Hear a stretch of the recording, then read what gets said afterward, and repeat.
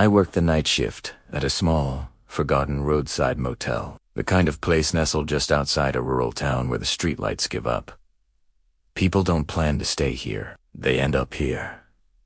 It's a stopover for the exhausted, the lost, or the unlucky. The building itself is a relic, 2 floors of faded paint and about 30 rooms, with a front desk that has probably seen more than I ever will. My shift runs from 11 at night until 7 in the morning, and I'm always alone. Most nights are defined by a profound, almost suffocating quiet. The silence is broken only by the hum of the ancient soda machine or the occasional rumble of a truck on the distant highway. I spend my hours scrolling through my phone, half watching the grainy security camera feeds, when the boredom becomes a physical weight. You get used to this stillness, the isolation. After a while, you even start to crave it. It feels safe, predictable. But that night, the silence was just the canvas for something else entirely. It started just like any other shift. The clock on the wall ticked past midnight, each click echoing in the empty lobby. Around 12:40, the sharp, jarring buzz of the front door broke the quiet. I glanced up at the monitor. A man was standing outside, his figure dark against the weak glow of the parking lot lights. He was tall, dressed in a dark hoodie with the hood pulled up, and his hands were stuffed deep into his pockets. In this line of work, you see all sorts, so nothing about him screamed unusual. Just another weary I pressed the button to unlock the door. He walked in, but not with the tired shuffle of most late-night guests. His steps were slow, deliberate, each one seeming to measure the space. He approached the front desk, his face mostly hidden in the shadow of his hood. "Got any rooms?" he asked. His voice was calm, unnervingly flat, with no inflection at all. "Yeah, we do," I replied, forcing a bit of customer service cheer into my voice. I gave him the rate for a single. He just nodded, then pulled a credit card from his pocket and slid it across the worn wooden counter. The whole exchange was efficient. Too efficient. I ran the card. The terminal beeped its approval. Everything seemed perfectly normal. I programmed a key card for room 117, a room on the first floor, tucked away at the far end of the building, and handed it to him. This is when the first real prickle of unease started. He didn't take the key right away. Instead, his gaze locked onto mine. He just looked at me. It wasn't an aggressive stare, or a friendly one. It was empty, vacant, like he was looking straight through me. The moment stretched, becoming heavy and uncomfortable. It felt like an eternity before he finally reached out, took the key, and walked down the hallway toward his room without another word. I watched him go, then shook my head, telling myself I was just tired and letting the late hour get to me. I went back to my phone, eager to retreat into the comfortable distraction of the internet. About half an hour later, a flicker of movement on the security monitor caught my eye. I zoomed in on the feed for the first floor hallway.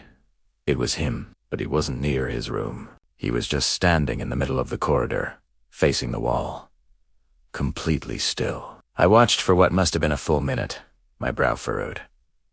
He didn't move a muscle. I tried to rationalize it. Maybe he was on his phone, and the camera angle just made it look bizarre. Maybe he was just stretching his legs. I tried to dismiss it and get back to my phone, but the image was stuck in my head. At 1:30, I decided to do some routine system checks, mostly just to kill time and shake off the weird feeling. I pulled up the room occupancy list. My eyes scanned down to room 117. It was marked as vacant. That couldn't be right. I frowned, hit the refresh button, and checked again. Still vacant. My stomach tightened into a cold knot. I navigated over to the payment log. I scrolled through the recent transactions. There was nothing. No charge, no name, no record of the card he'd used. It was as if he had never been there at all. Panic started to bubble up in my chest. I quickly pulled up the keycard access log, my fingers fumbling on the keyboard. I searched for room 117.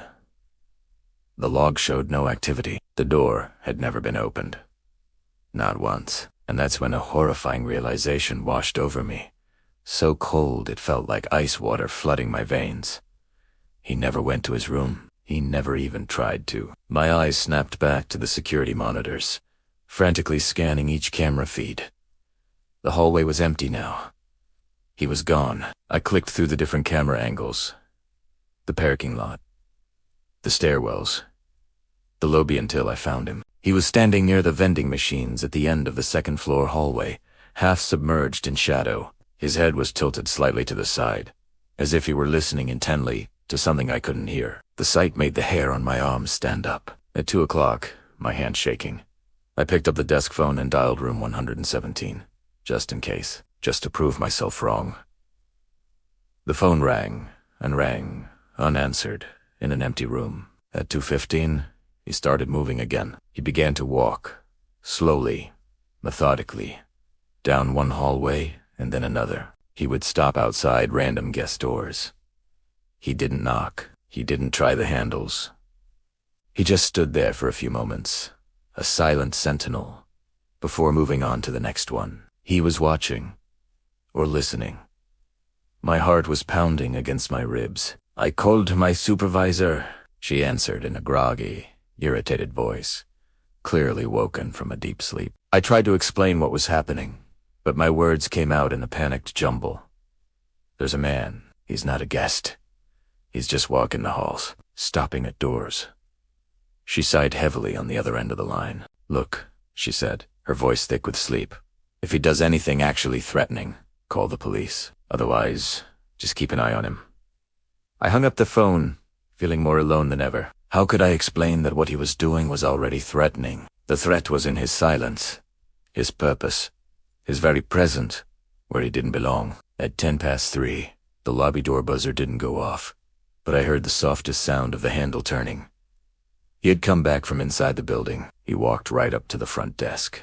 I felt frozen in my chair. He leaned forward, his face still obscured by his hood, and asked in that same flat, dead voice, "Do you lock the main doors at night?" My own voice was a hoarse whisper. "Yes," I managed to say. He nodded slowly, and for the first time, a small, thin smile touched his lips. "That's good," he said. Then he turned and walked away, disappearing back into the hallways. That was it. I snatched the phone and dialed 911. As I was on the line with the dispatcher, my voice trembling as I tried to explain the situation, I saw him on the camera again. This time, he was crouched down in front of a guest's door on the second floor, his ear pressed right against the wood, listening. The image was so disturbing, so predatory, it made me feel sick. The dispatcher assured me officers were on their way. The police arrived around 3. They found him sitting calmly on the main staircase, as if he were just a guest waiting for a taxi. He was cooperative, quiet. They asked him for his ID. He said he didn't have one. They ran the number from the stolen credit card he'd used, and the report came back immediately. When they questioned him, he admitted he wasn't staying there. "Hey, Saeed, I just wanted to walk around somewhere quiet."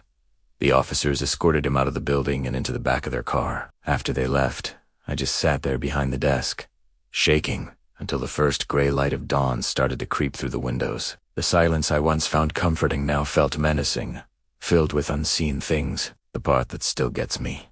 The part that replays in my mind on every quiet night shift. Isn't that he used a stolen card, or that he lied. It's that for over 3 hours, a complete stranger, a man who had no reason to be there, wandered the halls of my motel while families and travelers slept, completely unaware. For 3 hours, he moved like a ghost through the building, and I was the only person in the world who knew he was there. And I didn't even realize the danger until it was almost too late. I still wonder what he was listening for. Thanks for watching. If you have your own creepy story, I'd love to hear it in the comments. Don't forget to like and subscribe for more. Stay safe out there.